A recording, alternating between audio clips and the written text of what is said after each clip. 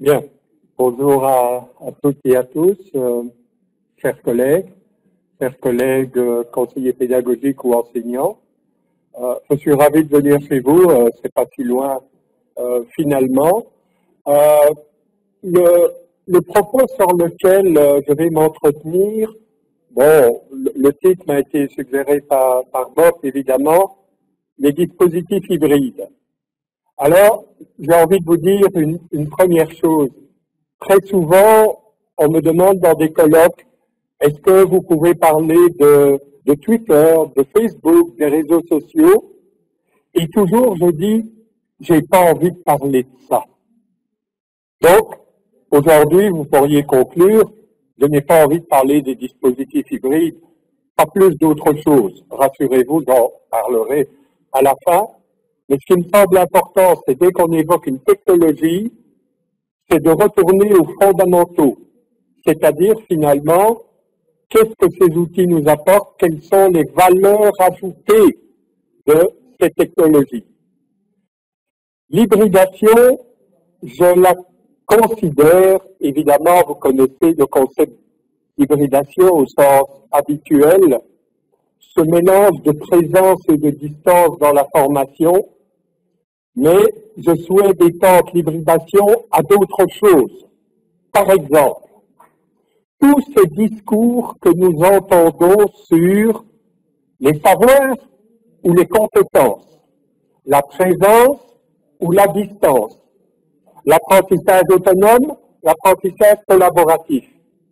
Et j'ai envie de vous dire, il n'y a pas de solution. Ce que nous devons absolument faire, c'est de trouver des places intermédiaires, des marchepieds, si vous voulez, pour l'évolution. Et c'est l'évolution pédagogique. Et c'est dans ce cadre-là que je souhaiterais vous parler de l'hybridation. Pas seulement un concept technologique, mais également un concept philosophique. Parce que ce discours sur les technologies, il est vieux de, on cite parfois Gutenberg, l'imprimerie, mais déjà Socrate, qui était un partisan de la tradition orale, et avouons quand même que dans nos auditoires, la tradition orale a perduré, malgré le livre, malgré les CD-ROM, malgré Internet, il y en a toujours qui sont comme il y a 2000 ans. Et Socrate disait déjà sa méfiance par rapport à une invention technologique, l'écriture. Les technologues de l'époque, le dieu Thoth, disaient « Avec l'écriture, ça va être fantastique, les hommes ne vont plus perdre la mémoire. » Et Socrate répondait « Mais c'est juste le contraire, parce que si on note tout, on ne va plus exercer la mémoire et on va la perdre. » Eh bien, ce discours-là, je la retrouve actuellement quand je parle de Twitter, de Facebook, de CD-ROM, d'Internet, de tout ce que vous voulez. Il y a toujours ce que j'appelle le boxeur blanc, le côté clair de la force, et le boxeur noir, le côté obscur de la force. Et avec ça, je vous dis, nous ne pouvons pas avancer. Ce que nous devons réfléchir, ce sont des tierces places avec des valeurs ajoutées. À l'heure actuelle, j'aimerais vous citer deux évidences. Et je vous jure bien que lorsque je vais dans des universités étrangères et que je rencontre les recteurs, les présidents, ils sont comme ça. Pourquoi? Mais parce que dans l'université, la tradition orale qui se passe dans les amphithéâtres, dans les auditoires, elle est toujours là. Et malheureusement, si l'enseignement se réduit à la transmission, ce que je fais maintenant d'ailleurs, eh bien oui, les technologies peuvent remplacer les enseignants. Si l'enseignement se réduit à la transmission, les technologies peuvent remplacer les enseignants.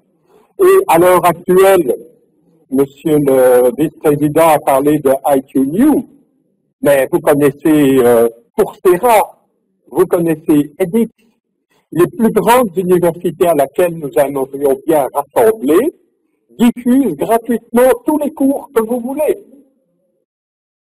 La seule solution pour les universités, c'est de faire autre chose que de la transmission. Nous n'avons pas le choix, je vous le dis. Surtout que, de l'autre côté, les étudiants s'équipent avec toutes sortes d'outils de communication, d'interaction, de production, ce qu'on appelle le Personal Learning Environment. Et donc la question qui se pose n'est plus tant faut-il aller vers le numérique ou pas. La question est déjà maintenant, qu'est-ce que nous allons faire des campus? Et c'est très curieux que moi, qui ai fait bien sûr une petite partie de ma carrière en physique nucléaire, et puis pour toutes sortes de raisons, j'ai fait les sciences de l'éducation, c'est quand même curieux que quelqu'un comme moi, qui ait vanté les technologies pendant 30 ans, vous dise maintenant, la véritable question, c'est le campus. Je travaille aussi, je sais bien que je suis en terre Moodle, donc voilà, mais je suis aussi président d'un consortium international, Caroline, qui est quand même une rivale qui arrive en deuxième position derrière Moodle, avec des partenaires, et nous nous posons la même question. Jusqu'ici, ce qu'on appelait les LMS, Learning Management System, et moi je vous dis, ce ne sont pas des Learning Management Systems, ce sont des Teaching Management Systems, des TMS. Pourquoi? Ben, encore une fois, ils servent, si vous voulez, de transition entre celui qui enseigne et l'apprenant qui va apprendre. Et nous sommes occupés à un très gros projet d'un nouveau forme de plateforme qui va permettre de réunir les MOOC et les PLE, que nous avons appelé Caroline Connect, et pour lequel un nouveau mode de plateforme va sortir d'ici quelques mois. Alors, la question qui se pose, c'est enseigner. C'est vrai que, et j'espère que vous m'avez bien compris, je n'ai pas dit que l'enseignement ne sert à rien. J'ai dit, si l'enseignement se résume à la transmission des savoirs, c'est déjà fait. D'accord? Donc, enseigner, pourquoi faire? Et donc, ben oui, enseigner, c'est transmettre de l'information, mais c'est surtout accompagner l'apprentissage. Et vous allez me dire, c'est la même chose. Non, c'est pas la même chose. Pas du tout. Pas du tout. Enseigner, c'est ce geste-là, finalement, ce que je fais maintenant, et apprendre, mais c'est intérioriser des connaissances. Si enseigner et apprendre étaient équivalents, en première année d'université en Europe, on aurait 100% de réussite. Et nous avons parfois 40%, 35%. Donc voilà un peu les questions que je souhaite proposer, c'est-à-dire aller plus loin que les contenus, et c'est un discours difficile, hein, parce qu'à l'heure actuelle, on parle de MOOC, mais les livres existaient déjà. Quels sont les enseignants qui utilisaient des textbooks de référence pour aller vers des dispositifs et finalement s'intéresser à l'apprentissage. Alors, une conviction, la formation, c'est mettre à la disposition du futur formé des occasions d'apprentissage, point. Il n'y a rien d'autre à dire. Et la transmission, c'est une partie de ce qu'on peut faire. Et donc, je pense que les universités vont devoir réfléchir non pas au numérique, parce que si vous êtes encore là, il faudra avancer un peu plus vite, mais à qu'est-ce qu'on va faire maintenant dans les salles de cours, dans les salles de TP, dans les amphis, etc. Quelle est la valeur ajoutée du campus? Mais c'est la rencontre des humains. On me dit parfois, Oui, mais avec les cours vidéo enregistrés, le contact humain là-dedans. Vous trouvez qu'il y a du contact humain dans ce que je fais maintenant? Non. Quand vous donnez votre enseignement et que vous dites à la fin, est-ce qu'il y a des questions? Vous en avez combien? Une? Deux? Ne rêvons pas. Nous devons aller vers de nouveaux modes. Einstein me disait déjà, je n'enseigne pas mes étudiants, mais je leur donne ce dont ils ont besoin pour apprendre. Alors, je ne sais pas si au Luxembourg, on connaît Michel Serres, qui dit, voilà, quelqu'un me fait comme ça, je suis bien content. Michel Serres qui dit, mais que transmettre? Le savoir? Mais voilà, c'est fait. C'est fait. Je me suis inscrit à un cours dans Coursera. Il y avait 40 000 étudiants inscrits en même temps. Et ils géraient ça à distance. Et si vous commencez à me dire, oui, mais c'est pas de bonne qualité, c'est des vidéos, allez voir. Ça va? Allez voir. Malheureusement, les humains, c'est-à-dire moi, parce que je ne viens pas d'une autre planète, nous allons moins rapidement que les technologies. Beaucoup. Nous avons besoin d'essayer comment ça marche, de voir qu'est-ce qu'on pourrait faire, et enfin, peut-être, de modifier l'enseignement. Et cela, chez des enseignants, ça peut prendre 2 ans, ce parcours, et chez certains enseignants, c'est 50 ans. Nous sommes confrontés, alors c'est un physicien qui parle, au temps propre de l'enseignant qui est d'au moins une année. Parce que quand vous donnez un cours, vous allez l'améliorer l'année suivante. Ce que je voudrais vous dire aussi dans cette question de e-learning, c'est l'importance de la cohérence. Et c'est pour ça que je n'aime pas trop parler de Twitter, de Facebook, etc. La cohérence, elle a été décrite par John Dee, qui est inconnu. Il est quelque part à la source des réformes de Bologne, des learning outcomes. Et il nous dit la cohérence entre les objectifs, les méthodes et les outils. L'importance de l'évaluation, c'est-à-dire que beaucoup d'enseignants me disent, dans mes cours, je veux développer l'esprit critique. Bien. Comment vous évaluez, l'évolution de l'esprit critique chez un étudiant? Vous savez faire ça, vous? On parle de la compétence en travail d'équipe. Oui, on met les étudiants en groupe. Mais vont-ils réellement apprendre à travailler en équipe? Nous sommes dans l'incohérence. Et donc, la question d'évaluation est certainement importante. Évaluation des apprenants, mais aussi l'évaluation des dispositifs pédagogiques, ce qu'on va faire aujourd'hui. Alors, les objectifs, je vais très vite. Je donne cette citation de Andreas Schneider, que je résume comme ceci. Il y a 50 ans d'ici, 60 ans, on allait à l'université et les savoirs qu'on avait appris étaient pratiquement bons pour la carrière. À l'heure actuelle, nous devons former des étudiants qui vont utiliser des savoirs que nous ne connaissons pas avec des outils qui n'existent pas encore pour résoudre des problèmes qui ne sont pas encore survenus. Eh bien, et ne riez pas, c'est terrible, c'est notre défi, à tous.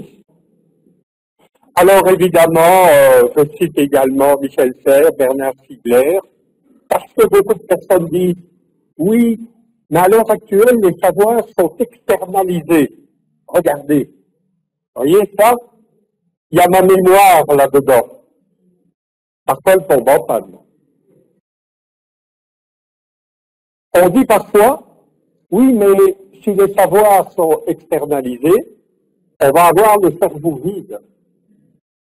Et Michel Serres dit non, on va avoir le cerveau libre pour faire d'autres choses. Et c'est une question d'imagination. Bernard Stiegler dit, on parle des réseaux sociaux, Twitter, Facebook, Ning, etc. Mais ces réseaux n'ont rien de sociaux.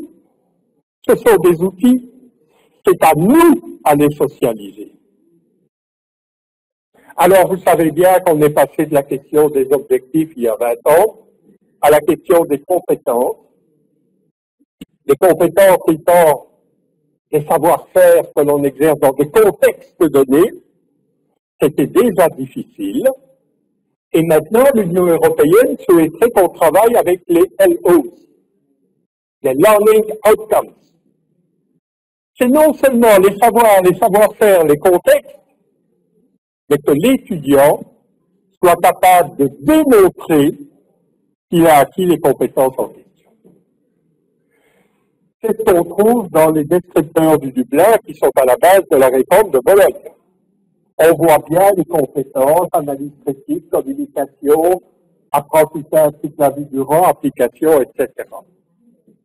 Ce que je pense, je ne sais pas si je vais pouvoir vous expliquer ça en 1 minute, mais je vais essayer, c'est qu'à l'heure actuelle, dans notre système éducatif,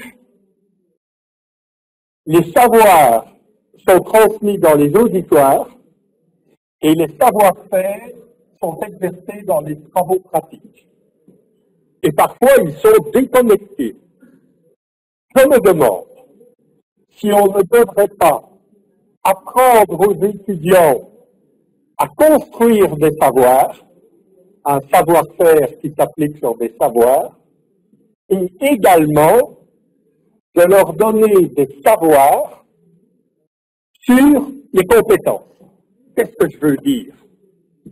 Ben, écoutez, vous allez dans une librairie à Luxembourg ou à Louvain-la-Neuve, vous allez avoir 10 livres sur comment on travaille en équipe.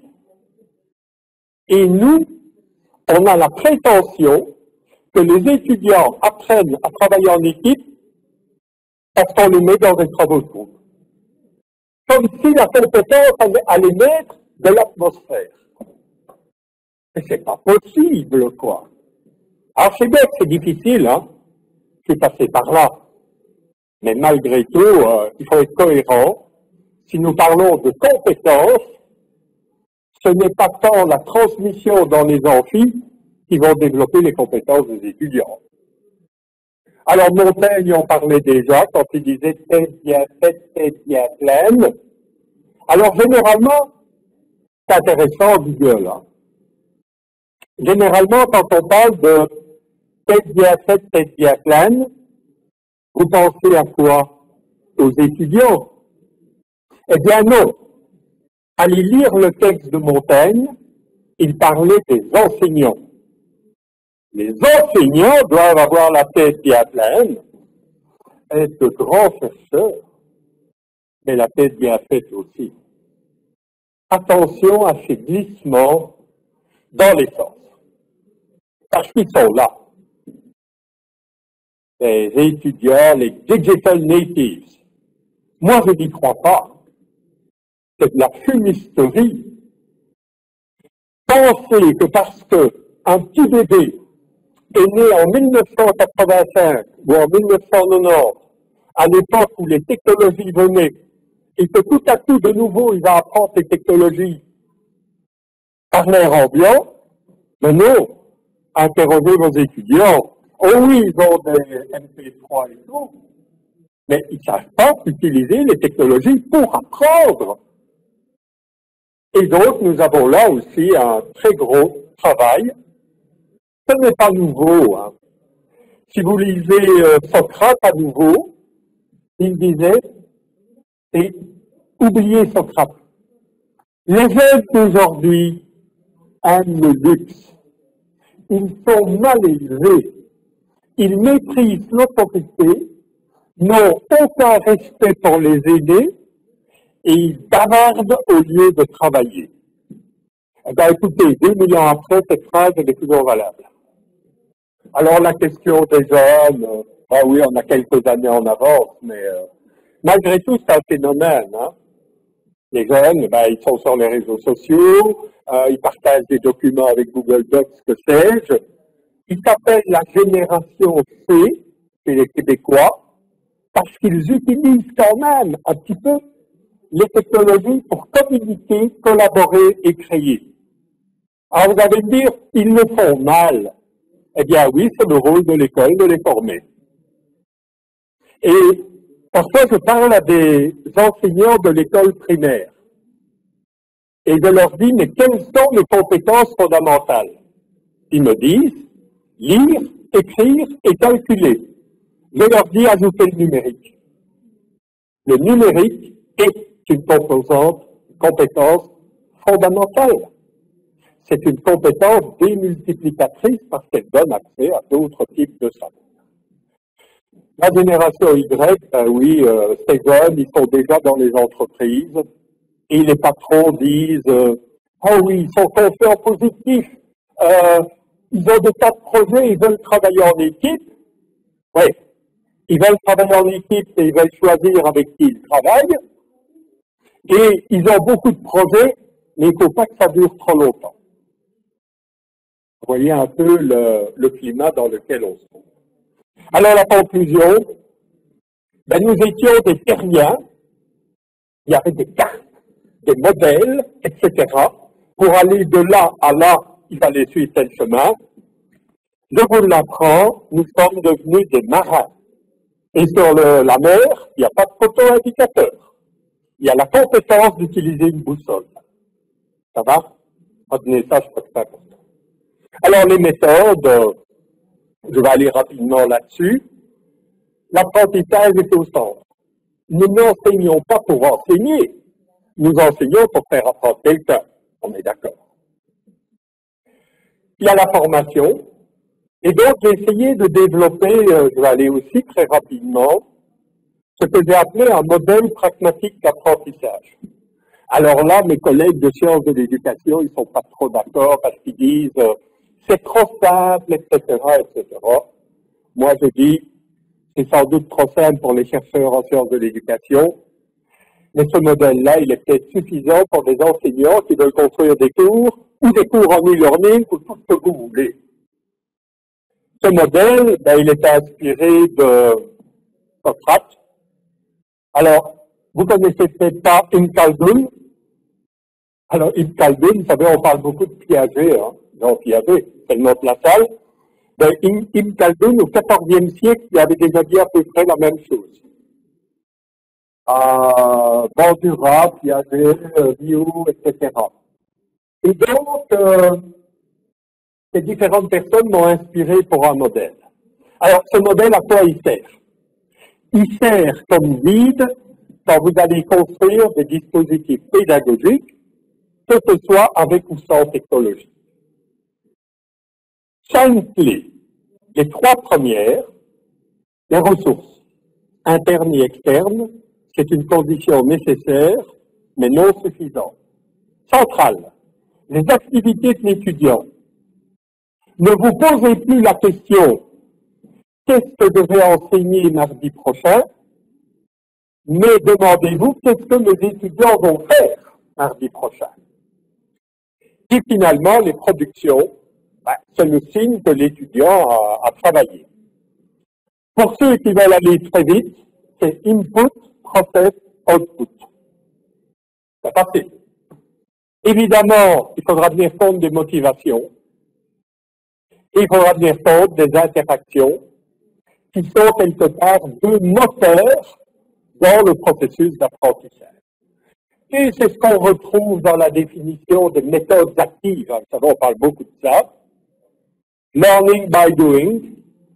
Moi, je dis c'est aussi de la fumisterie, parce que c'est vrai qu'on apprend en faisant, mais on apprend en écoutant, on apprend en regardant les autres, on apprend de toutes sortes de manières différentes. Néanmoins, les méthodes actives sont intéressantes, elles sont contextualisées, elles font appel à des ressources, elles permettent l'exercice de compétences de plus haut niveau, elles s'appuient sur des interactions et elles conduisent à la production. Et vous connaissez les mots-clés, les situations problèmes, la recherche d'informations, l'esprit critique, l'analyse, l'argumentation, la collaboration, les travaux de groupe et finalement les tâches, le projet, le chef-d'œuvre. Vous devez restaurer dans vos enseignants le chef-d'œuvre. Le chef-d'œuvre, c'est ce que faisait un artisan au Moyen-Âge pour montrer qu'il avait la compétence. Et derrière le chef-d'œuvre, il y a des mots comme portfolio, toutes ces choses. Bien sûr, il y a des théories beaucoup plus modernes que Piaget-Vygotsky. Pourrais parler de George Siemens, qui a mis au goût du jour, c'est-à-dire au goût du numérique, les théories de Piaget-Vygotsky, en disant nos étudiants vont devoir faire des choses qui sont en dehors de leurs études. L'apprentissage, c'est un processus qui se déroule toute la vie. Les technologies sont en train de changer nos façons de penser. Aïe, aïe, aïe! Les technologies changent notre cerveau. Et certains me disent, mais c'est épouvantable. J'ai envie de vous dire, heureusement que notre cerveau a changé depuis l'époque néolithique, parce que nous serions encore en train de courir à quatre pattes et de prendre la nourriture avec notre bouche. Notre cerveau n'a pas cessé d'évoluer. Mais malgré tout, c'est un fait à ce niveau-là. Résumé, les compétences ne viennent pas toutes seules. Il faut former les étudiants, il faut faire de la réflexivité. L'évaluation de la compétence est nécessaire. Quand vous dites, j'ai un objectif que mes étudiants développent le travail d'équipe, il faut se poser la question, comment vous allez évaluer le travail d'équipe qui a été acquis par les étudiants? Et ça, c'est compliqué. Malgré tout, sur Internet, il y a plein d'outils qui nous permettent d'avoir des grilles, qui vont nous permettre d'aider les étudiants, etc. Et les professeurs, bon Dieu, la remarque numéro 1 que j'ai quand je parle des technologies, on n'est pas formé. Et je réponds, formez-vous vous-même. Est-ce que vous croyez que j'ai été suivre des cours pour utiliser Ning, Twitter, Facebook, Google, que sais-je? Il faut essayer à un moment. Et peut-être qu'on va dire, c'est pas pour moi. Mais donc, il y a vraiment cet intérêt que les enseignants, dans leur formation, on est dans une spirale vertueuse, soient formés à ces technologies. Alors, les outils, on progresse. Les outils, j'allais dire que je suis assez négatif. C'est vrai que je vois des choses vraiment excellentes et je vais en voir aujourd'hui. Mais très souvent, on utilise les nouvelles technologies pour faire ce qu'on faisait déjà avant. Quand vous regardez sur toutes les plateformes du monde, Caroline, Doteos, Moodle, 90% plus des usages, c'est du dépôt de documents. Et encore, du dépôt de documents de PowerPoint qui ne servent absolument pas à l'élève pour apprendre. Alors, j'aime beaucoup cette phrase qui dit, en d'autres mots, on en finit toujours à prolonger le passé comme si nous utilisions un aspirateur pour battre les tapis. Je me dis, mais qu'est-ce que ça veut dire? Alors, je vais vous le montrer. Ça veut dire ça. Vous avez un professeur à droite qui utilise les anciennes technologies. Vous avez un professeur à gauche qui utilise les nouvelles technologies. Mais avouez qu'utiliser un aspirateur pour faire comme ça ne va pas. C'est très amusant, j'espère, mais c'est grave quand même. La pédagogie doit être de bonne qualité, il faut une cohérence, objectif, méthode, outil, on sait ça. Le rapport technologie et pédagogie, certains le voient immédiat. Les technologies vont faire une pédagogie meilleure. Non. Ce que moi je dis, c'est que les technologies peuvent contribuer au développement pédagogique, c'est un potentiel, mais Pour que le potentiel s'exerce, il faut d'abord changer la pédagogie. Et donc, pour qu'il y ait un impact positif des technologies, c'est montré, tout ça je ne vais pas rentrer dans les détails, mais ça nécessite des dispositifs plus élaborés. Alors j'arrive vers les dispositifs hybrides. De nouveau, quand je vais dans les universités, je ne sais pas encore ici, mais en France, on ne me parle que de la numérisation des ressources. On va faire des ressources et des ressources et des ressources. Et je dis, mais c'est déjà fait. Oui, mais c'est en anglais, blablabla. OK. Ce qui est important, c'est de réfléchir à la médiation des interactions. Et donc, j'aimerais bien qu'on passe de ceci, qui était le cours au XIVe siècle. Les anglophones ont gardé le mot lecture, la lecture. Ah oui, le livre était rare. Donc, il fallait quelqu'un fasse la lecture. Alors, heureusement, ça s'améliore maintenant. Attention aux yeux. Voilà. C'est un amphi, les étudiants des ordinateurs. Et puis, il y a ça. On filme des cours au tableau. Les premiers cours sur iTunes ou YouTube. Ce que moi, je pense, c'est qu'il faut considérer en même temps la revision majeure que les technologies nous apportent au niveau de l'espace-temps. Et c'est là que je parle d'un dispositif hybride particulier que j'aime beaucoup, je le trouve intéressant, qui s'appelle The Flipped Classroom, les classes inversées. Alors, vous ne savez pas lire, c'est à l'envers, je corrige, voilà. Turning the traditional classroom model on its head. Ça n'a pas été inventé à l'université, Ce sont des professeurs de chimie qui ont mis ça en place dans le secondaire. Ça consistait à donner des vidéos avant le cours pour que les étudiants discutent pendant le cours.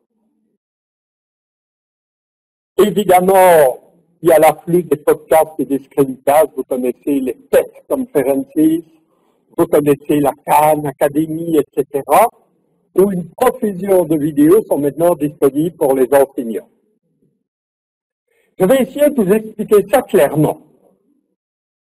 J'ai mis ici présence, distance, enseigner, apprendre. Ce que je vais vous donner, c'est une caricature. Elle est intéressante, vous allez voir. À l'heure actuelle, l'enseignement se passe en présence. Il y avait ma conférence à l'auditoire Piaget à 9h45. L'apprentissage se fait à distance. L'étudiant se retrouve et il se dit comment je vais apprendre tout ça. Eh bien, moi, ce que je vous propose, c'est de faire l'inverse. L'enseignement, la partie transmissive se passe à distance et je vais profiter de la présence pour faire des activités, des interactivités, des études de cas, des problèmes, tout ce que vous voulez.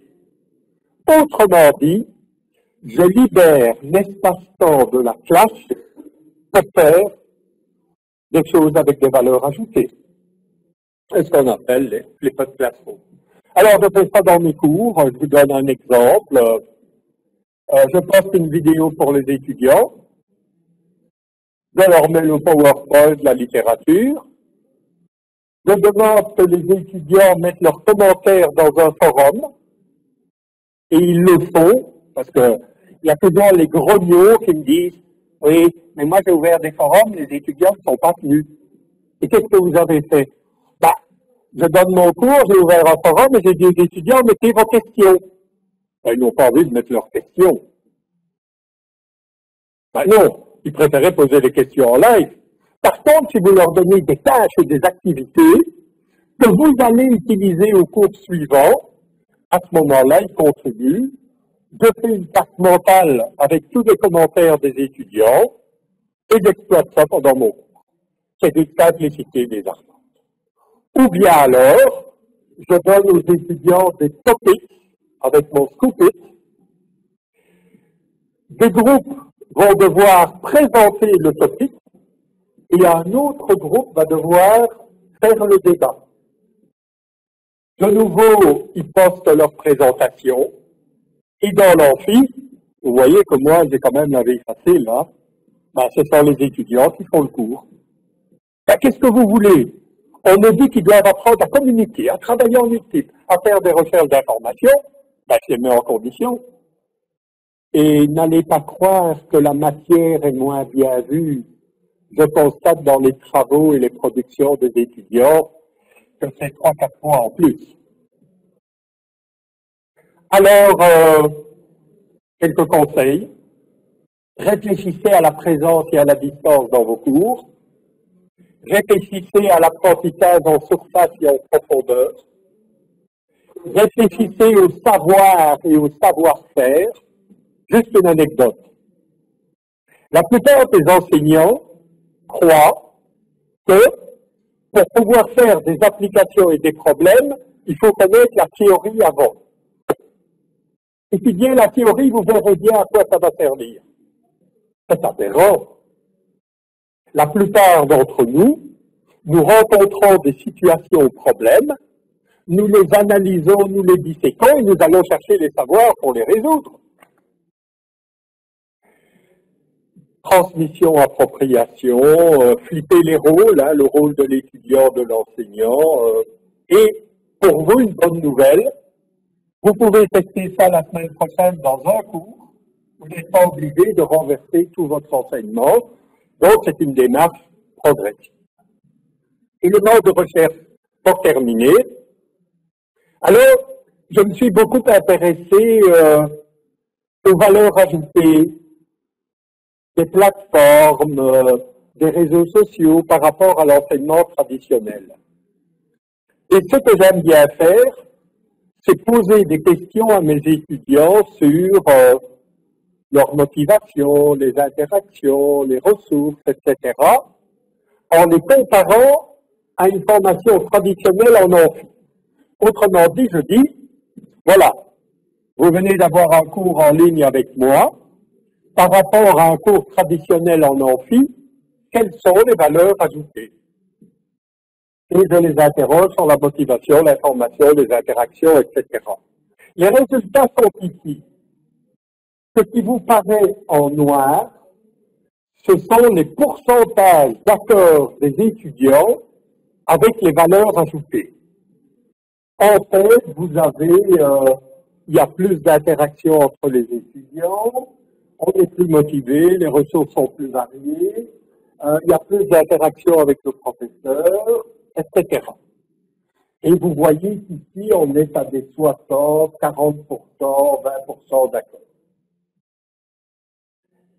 Ici, vous avez une statistique de l'ordre de 1500 étudiants. Mais ces résultats, moi, ils me faisaient de la peine, hein, j'étais un peu comme ça, parce que la moyenne des pourcentages d'accord sur les avantages des technologies, ben, elle était de l'ordre de 38%. Mais les étudiants ont rencontré des dispositifs de nature différente. Et donc, nous leur posions des questions sur la richesse du dispositif, les caractéristiques du dispositif sur une échelle de 0 à 12. Ici, vous avez, on utilise les technologies, mais pour faire du transmissif.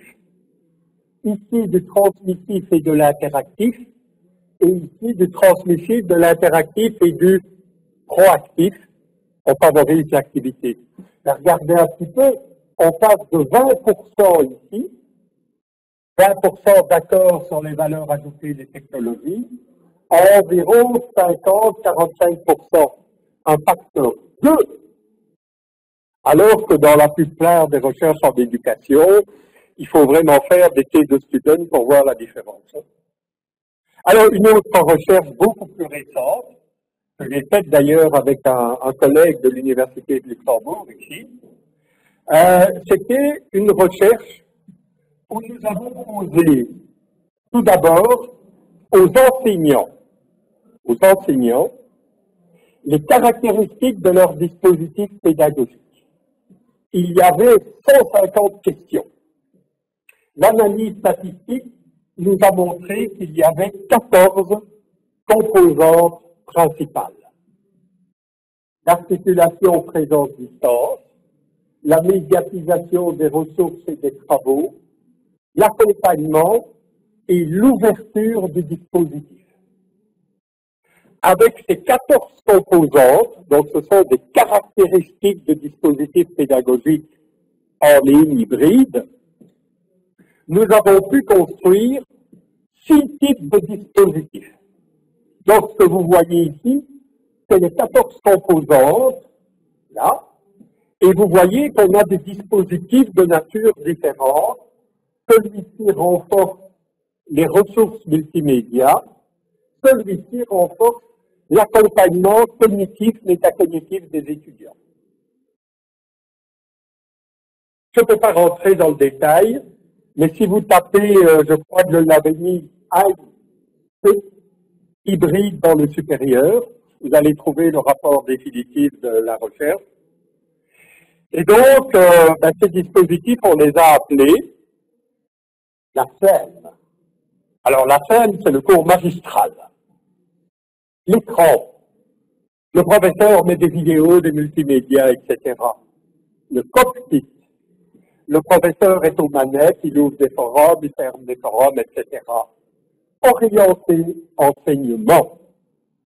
Les 3 suivants, c'est orienté apprentissage. L'équipage. Vous voyez là, les futurs marins avec un skipper sur un voilier. Un peu ça l'idée. Le métro. On a des possibilités d'aller par différents chemins. Et alors l'écosystème, parce que c'est un type où toutes les composantes sont saturées. Nous avons regardé, en fonction des 6 types, les effets sur l'apprentissage, en interrogeant les étudiants du professeur qui nous avait décrit le dispositif. Alors, ce qu'on voit de nouveau, on part du 21-30%, et on arrive ici à des 70-80%. 70-80% d'accord sur les valeurs ajoutées sur l'apprentissage, telles que déclarées par les étudiants. Avec des choses intéressantes et évidentes. Le dispositif ici qui renforce les ressources, on voit que sur la partie ressources, il y a un petit effet. Mais ce qui a été une grosse surprise, c'était mais pourquoi le type 5 a l'air plus bas? Et la raison est toute simple. C'est que dans l'articulation présence-distance, les types 4 et 6 sont marqués par des composantes à distance très fortes. Par contre, le type 5, il y a une composante en présence très forte. Alors là, ça va casser les pattes à tous les canards boiteux qui disent « oui, mais à distance, là. » Les étudiants nous ont dit « eh bien, pas un, plusieurs.